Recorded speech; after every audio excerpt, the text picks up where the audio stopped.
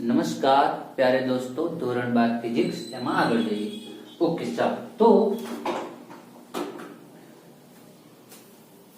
Last lecture में આપણે dipole વિશે અભ્યાસ કર્યો હતો, સોરી ચુંબકીય ક્ષેત્રરેખાઓ અભ્યાસ કર્યો હતો, ગજિયા ચુંબક વિશે અભ્યાસ કર્યો હતો। આજે થોડા આગળ જઈએ, બરાબર ધ્યાનથી સાંભળજો મિત્રો।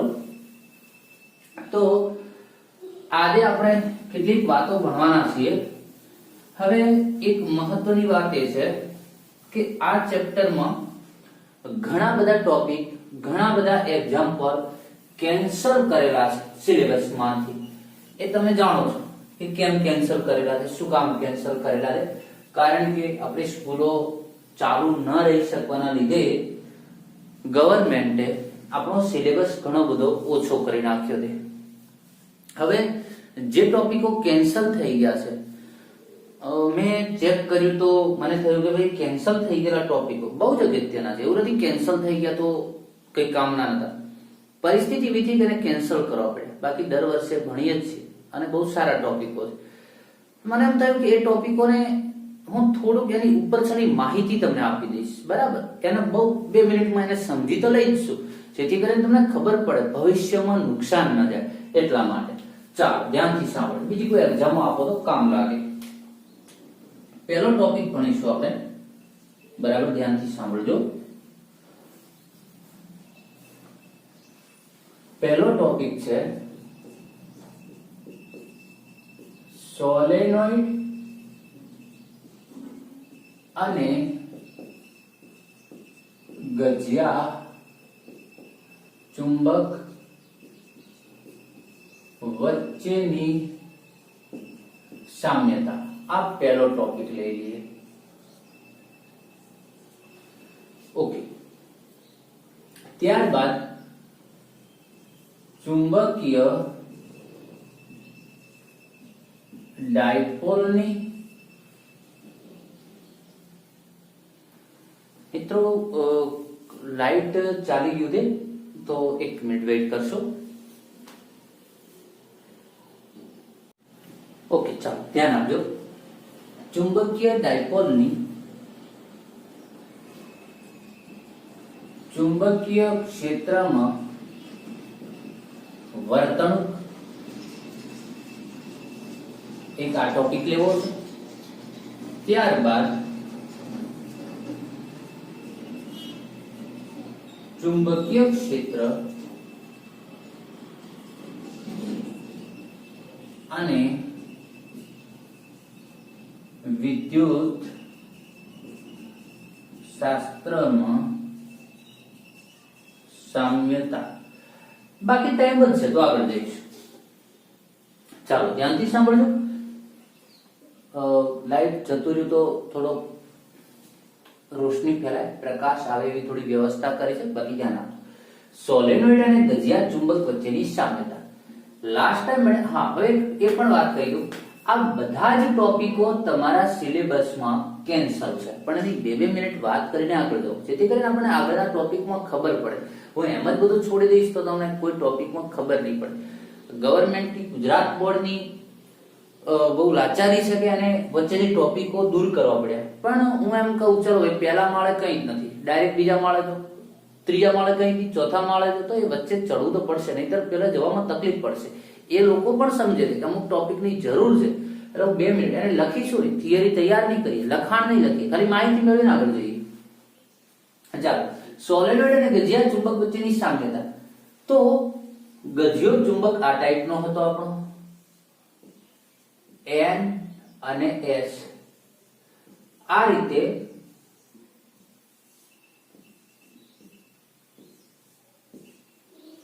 ગજિયો ચુંબકો, N માંથી રેખાઓ નીકળે, S માં સમાન।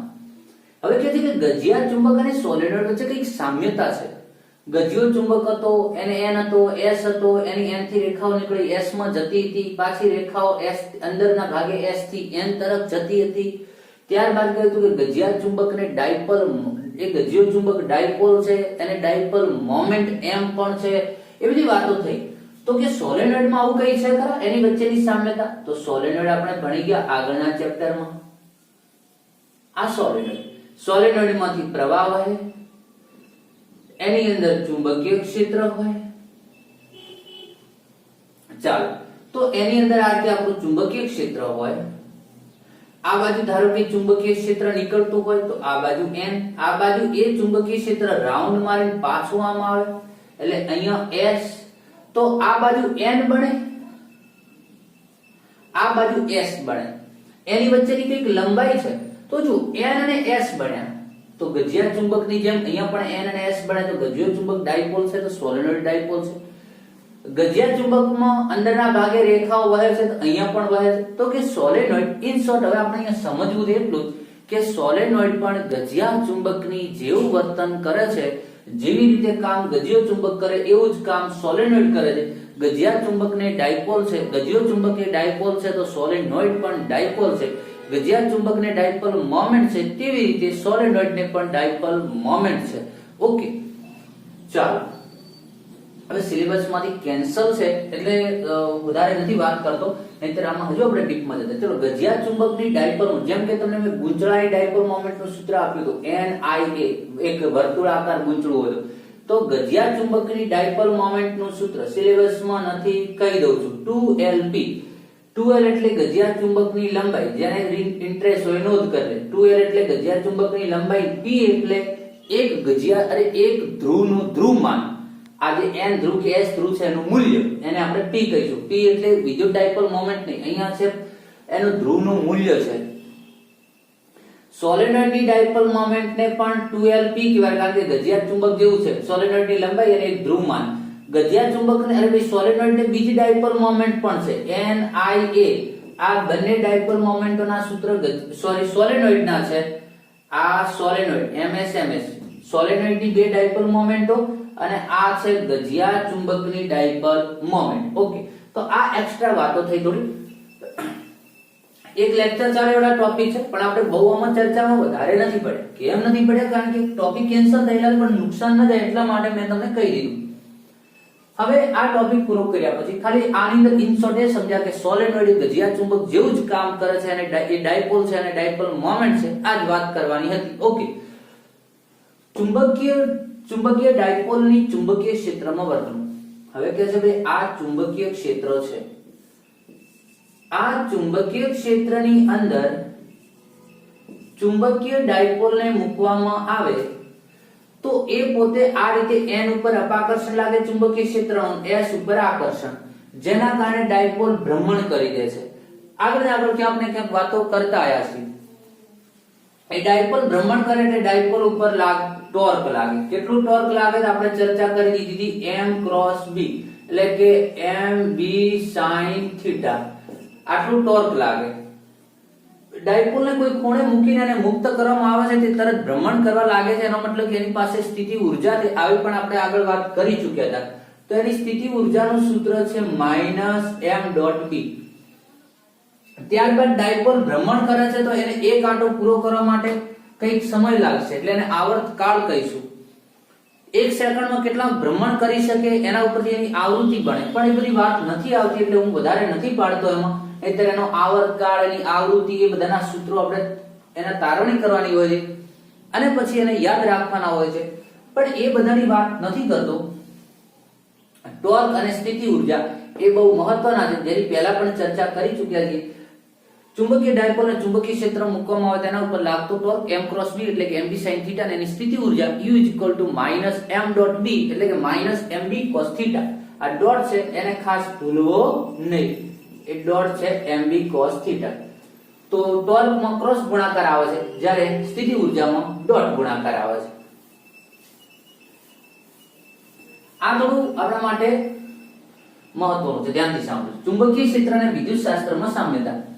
હવે કહે છે ભાઈ તમે જે વિદ્યુત શાસ્ત્રના જે સૂત્રો છે, સ્થિત વિદ્યુત શાસ્ત્રના જે વિદ્યુત ક્ષેત્ર અને વિદ્યુત ભાર માટેના જે સૂત્રો છે એના ઉપરથી ચુંબકીય ક્ષેત્રના પણ સૂત્રો બને છે એવું કહેવા માંગે છે. સમજીએ શું કહેવા માંગે છે, ધ્યાનથી સાંભળજો. તો જ્યાં તમે આવું નતો ભણતા કે ચાપ ગતિની અંદર પેલામાં v હોય તો કે ચાપ ગતિની અંદર કોણીય વેગ ઓમેગા હોય, અહીંયા પ્રવેગ a હોય તો ત્યાં કોણીય પ્રવેગ આલ્ફા હોય, અહીંયા રેખીય વેગમાન p હોય તો અહીંયા કોણીય વેગમાન l હોય. આવું તમે કન્વર્ટ કરતા હતા.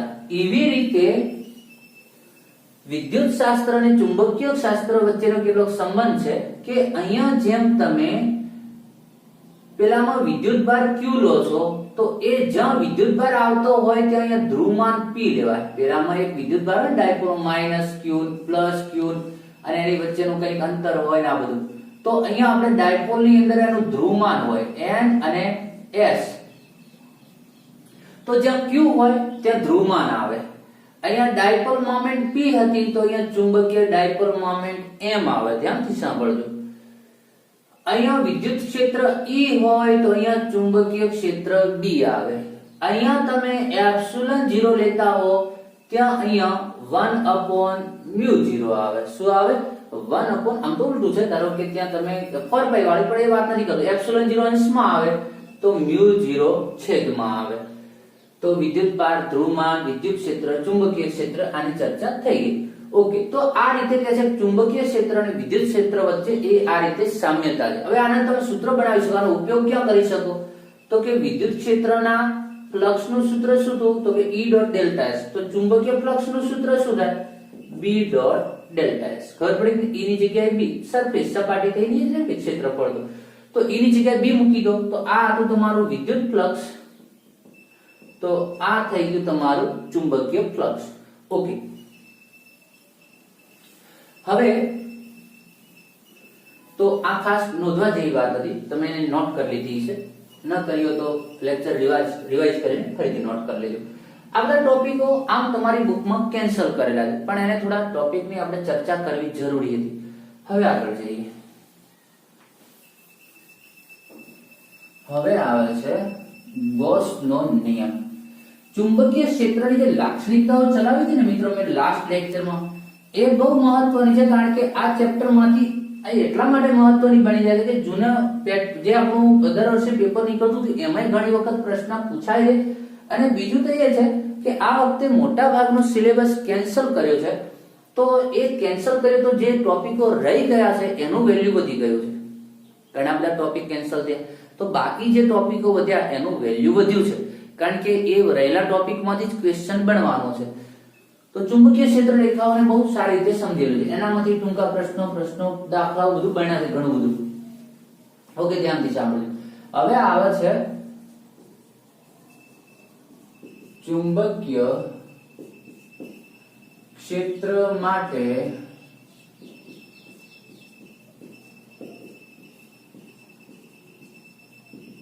ગોસનો નિયમ. ચુંબકીય ક્ષેત્ર માટે ગોસનો નિયમ આવો એક આપણો ટોપિક છે. ચાલો ધ્યાનથી સાંભળજો. વિદ્યુત ક્ષેત્ર માટે ગોસનો નિયમ ભણી લઈએ. તો કે વિદ્યુત ક્ષેત્ર હોય, એ વિદ્યુત ક્ષેત્રમાં કોઈ આ રીતે કોઈ પૃષ્ઠ મૂકવામાં આવે. ધારો કે આ ચુંબકીય ક્ષેત્ર B છે, એની અંદર ડેલ્ટા S જેટલું ક્ષેત્રફળ ધરાવતું કોઈ પૃષ્ઠ મૂકવામાં આવે તો એ ફ્લક્સનું સૂત્ર બને છે B.ΔS. B.ΔS. ઓકે, ચાલો. તો આ હતો ગોસનો નિયમ. ક્યાં? વિદ્યુત ક્ષેત્ર માટે.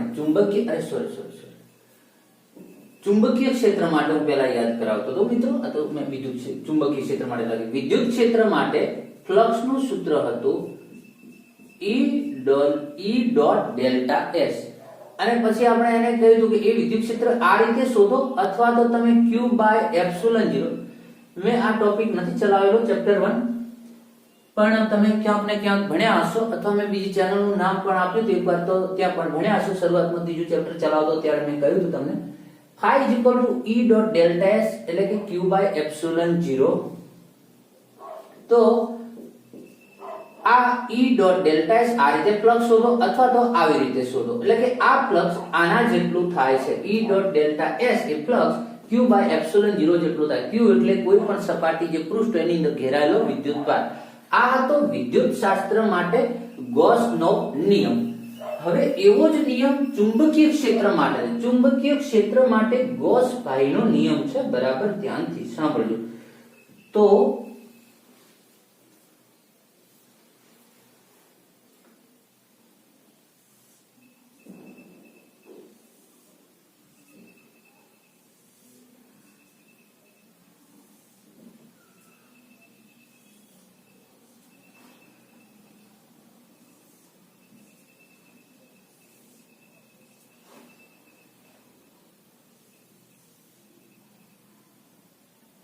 આ એક લૂપ છે, કરંટ નથી વહેતો, ખાલી લૂપ છે.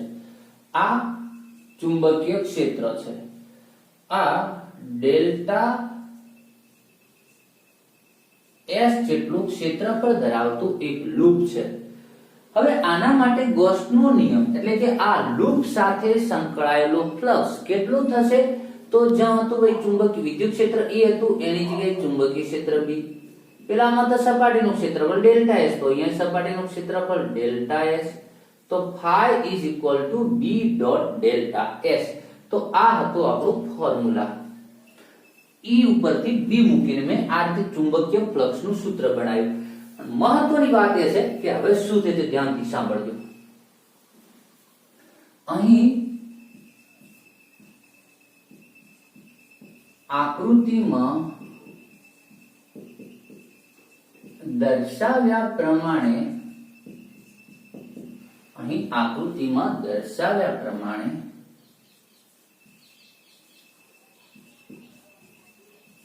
બી ચુંબકીય ક્ષેત્ર છે. તેમાં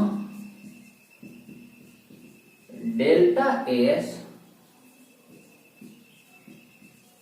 ક્ષેત્રફળ વાળું એક લૂપ મૂકવામાં આવ્યું છે. અહીં આકૃતિમાં દર્શાવ્યા પ્રમાણે બી ચુંબકીય ક્ષેત્ર છે, તેમાં ડેલ્ટા એસ ક્ષેત્રફળ વાળું એક લૂપ મૂકવામાં આવ્યું છે. આ લૂપ સાથે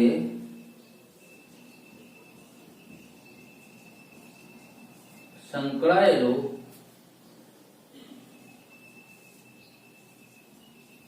ફ્લક્સ phi બરાબર b ડોટ ડેલ્ટા s. આ લૂપ સાથે સંકળાયેલું ચુંબકીય flux phi is equal to b dot delta s. હવે ધ્યાનથી સાંભળજો. ગોસના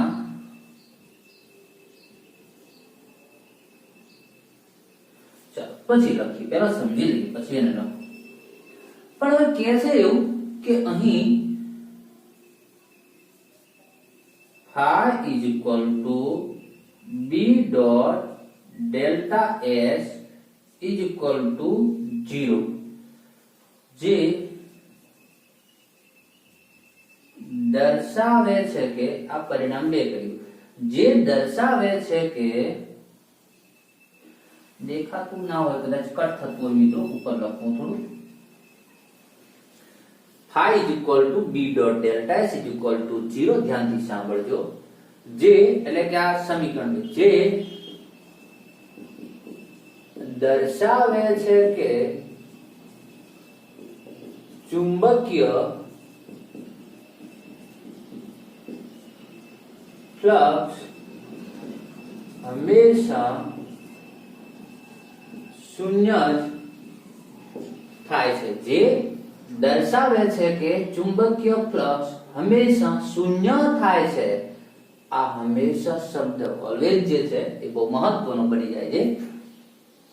ધ્યાનથી સાંભળો. તમે કહો સર આમાં કઈ ખબર ના પડી, આટલા સુધી તો બરાબર કે ફ્લક્સ આ રીતે શોધાય, પણ જીરો ક્યાંથી આવી ગયો ભાઈ? જીરો ગમે તેમ પરમિશન વગર ઘૂસી ગયો. જો આ ફ્લક્સ, આ લૂપ સાથે સંકળાયેલો ફ્લક્સ શોધવું હોય તો શોધાય તો b ડોટ d બરાબર 0. પણ નેટ ચોખ્ખું ફ્લક્સ, અહીં ચોખ્ખું ફ્લક્સ, એવું અહીં એક શબ્દ એડ કરી દીધું. અહીં ચોખ્ખું નેટ ફ્લક્સ એ શૂન્ય થઈ જાય અને પાછું હંમેશા શૂન્ય હોય છે. આ શું? ધ્યાનથી સાંભળજો. એક તો તમને અહીંથી થોડો ક્વેશ્ચન થયો હશે, જો ધ્યાનથી સમજતા હો, ધ્યાનથી ભણતા હો, ચેપ્ટર 1 થી તમે કન્ટિન્યુ ભણ્યા હો, તો તમને અહીંયા ક્વેશ્ચન થાય, સર તમે અત્યાર સુધી ચુંબકીય ક્ષેત્ર અને વિદ્યુત ક્ષેત્ર, જ્યારે વિદ્યુત ફ્લક્સ આપણે ભણતા હોય તો એની અંદર આવી રીતે વિદ્યુત ક્ષેત્રમાં લૂપ મૂકતા હતા. પહેલા તો તમે અહીંયા વક્ર રેખાઓ ડ્રો કરી હતી. એક તો ત્યાંથી અહીંયા ક્વેશ્ચન થવો જોઈએ, કારણ કે મૂળ આ પ્રશ્ન ઉદ્ભવવાનું કારણ ક્યાંથી રહેલું છે, જ્યાંથી મેં રેખાઓ વક્ર દોરી છે ત્યાંથી. તો કે આવી રીતે ફ્લક્સ શોધી શકાય પણ એ હંમેશા 0 થાય. એની પાછળ રીઝન શું હતું? તો કે ચુંબકીય ક્ષેત્ર રેખાઓની લાક્ષણિકતાઓ યાદ કરો. મેં કહ્યું હતું ને પહેલા ટોપિક સ્ટાર્ટ કર્યો એની પહેલા કહ્યું કે લાક્ષણિકતાઓ બહુ મહત્વની છે. એક લાક્ષણિકતા યાદ કરો. ચુંબકીય ક્ષેત્ર રેખાઓ હંમેશા બંધ ગાળો રચે છે. શું રચે છે? બંધ ગાળો રચે છે. બંધ ગાળો રચે. જે વિદ્યુત ક્ષેત્ર રચતી નથી. વિદ્યુત ક્ષેત્ર બંધ ગાળો રચતી નથી. વિદ્યુત ક્ષેત્ર રેખાઓ, ચુંબકીય ક્ષેત્ર રેખાઓ બંધ ગાળો રચે. તેનો મીનિંગ મેં સમજાવ્યો હતો કે ધારો કે આ ગજિયો ચુંબક હોય તો n માંથી રેખાઓ નીકળે, s માં આવે, પાછી s થી n તરફ જાય. તો n માંથી રેખાઓ s માં આવે ને પાછી s થી n આવે. આખો બંધ ગાળો રચે. આ રેખાઓ જે છે, ભલે મેં આટલી ડ્રો કરી તો આપણે એનો કેટલો ભાગ ડ્રો કર્યો. આ રેખા રાઉન્ડ મારીને પાછી અહીંયા આવે છે. આ રેખા રાઉન્ડ મારીને પાછી અહીંયા આવે છે. આ રેખા રાઉન્ડ મારીને પાછી અહીંયા આવે છે. આ રેખા રાઉન્ડ મારીને પાછી અહીંયા આવે છે. આ બધી જ રેખાઓ રાઉન્ડ મારીને પાછી અહીંયા આવી રહી છે. તો હવે એનો મતલબ થયો કે આ રેખા એક વખત અહીંથી નીકળશે તો પાછી અંદર આવીને દાખલ થઈ જશે. તો આમ આ લૂપ સાથે સંકળાયેલું કુલ ફ્લક્સ, ફ્લક્સનો મીનિંગ શું થાય? કોઈ પણ પૃષ્ઠમાંથી પસાર થયેલી કુલ પરિણામી રેખાઓની સંખ્યા, જેને આપણે ફ્લક્સ કહીએ છીએ. અહીંયા મિત્રો બને છે એવું કે જે રેખાઓ નીકળે તો છે પણ પાછી આવી જાય છે. સમજીએ, ધારો કે આપણે મંદિરના પગથિયે ચડતા હોય, કોઈ મંદિરે ગયા, કોઈ મોટું મંદિર છે, ધારો કે કોઈ મંદિરે ગયા, રસ્તામાં કોઈ એક ભિક્ષુક બેઠો છે, યાચના કરે છે. જતા આપણે એને 10 રૂપિયા આપ્યા. લે, બહુ ઉદારતા આવી ગઈ. એને એમ થાય કે દુનિયામાં દાતારો છે હજુ, અને એને 10 રૂપિયા આપ્યા. મંદિરે ગયા, દર્શન કર્યા, રિટર્ન આયા, 10 રૂપિયા લઈ લીધા, પાછા લઈ લીધા. લાવો 10 રૂપિયા, ઉદારતા જતી રહી ગઈ હવે મારી. તો તમે એને પૈસા કેટલા આપ્યા? તમે કહો 10 રૂપિયા. ના ભાઈ, આપ્યા લઈ લીધા, પરિણામી તો 0 થયું ને. ખાલી દેખાવ પૂરતા આપ્યા, પાછા લઈ લીધા. રેખાઓ નીકળે તો છે, પાછી અંદર આવી ગઈ, પરિણામી એની સાથે સંકળાયેલો ફ્લક્સ શૂન્ય.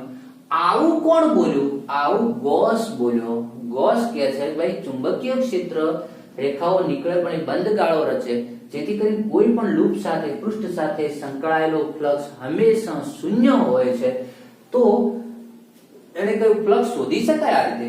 એક વખત તમને દેખાય છે કે આટલું ફ્લક્સ સંકળાય, પણ એ હોય પરિણામી ચોખ્ખું શોધવા જાઓ તો 0 હોય. આ પરિણામ 2 જે છે ગોસે આપ્યું, અને પરિણામ 2 ને કહેવામાં આવે છે ગોસનો નિયમ. તો એક વાક્ય લખી દો, પરિણામ 2